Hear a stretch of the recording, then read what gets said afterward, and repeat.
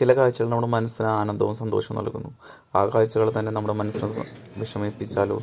ഞാൻ ഈ പാലത്തിന് മുകളിൽ ഇരിക്കുമ്പോഴാണ് കുട്ടികളടങ്ങുന്ന ഒരു ഫാമിലി പാലത്തിൻ്റെ മുകളിലൂടെ നടന്നു വരുന്നത് കാണുന്നത്. ആ സമയത്ത് ഈ പാലം കടന്നാടുകയും മുകളിലേക്ക് ചാടുകയും ചെയ്യുന്നു.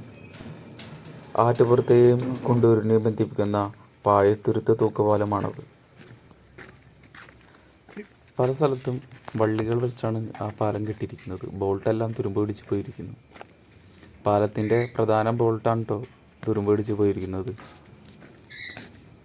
പിന്നെ നടുക്കിലേക്ക് ഞങ്ങൾ നടന്നുകൊണ്ടിരിക്കുമ്പോൾ അവിടെയും പല സ്ഥലത്ത് തുരുമ്പ് പിടിച്ച് വിട്ടിരിക്കുന്നത് കാണാം. ഞാനിതിനെക്കുറിച്ച് അന്വേഷിച്ചപ്പോൾ പറഞ്ഞത് ഇവിടെ പുതിയ പാലം വരാൻ പോവുകയാണെന്നോ. പക്ഷേ പുതിയ പാലം വരുന്നവരെയും ഇവർ ഇതിൻ്റെ മുകളിൽ കൂടെ തന്നെ നടന്നു പോകണം. എൻ്റെ ആശങ്ക എന്ന് വിചാരിച്ചാൽ വേറെ ഒന്നുമല്ല, സേഫ്റ്റി കുറവ് തന്നെയാണ്, വേറെ ഒന്നുമല്ല. ഞാൻ ആ വീഡിയോ ഒക്കെ പങ്കുവെച്ച പോലെ കുറേ കുട്ടികളൊക്കെയാണ് ഈ പാലത്തിൻ്റെ മുകളിൽ കൂടെ പോയത് നേരത്തെ.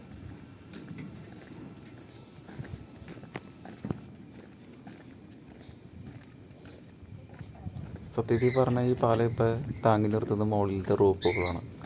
നമ്മൾ ദിവസവും എത്ര അപകടങ്ങളാണ് കാണുന്നത്.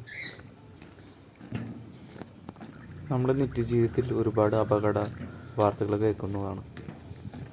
അതുപോലെ ഒരു അപകടമില്ലാതിരിക്കാൻ പുതിയ പാലത്തിൻ്റെ പണി വേഗത്തിലാകാൻ നമുക്കെല്ലാവർക്കും പ്രാർത്ഥിക്കാം. ഇവിടുത്തെ ആളുകൾ പുതിയ പാലം വരുന്നതിൻ്റെ സന്തോഷത്തിലാണ്. ആ പുതിയ പാലം എത്രയും പെട്ടെന്ന് വരട്ടെ എന്ന് നമുക്ക് പ്രാർത്ഥിക്കാം.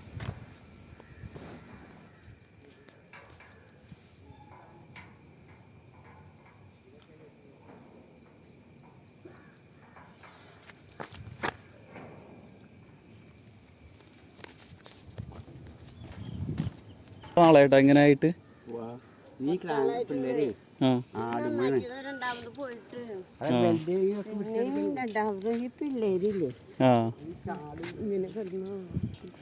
ഒരു സേഫ്റ്റി ഇല്ലല്ലേ?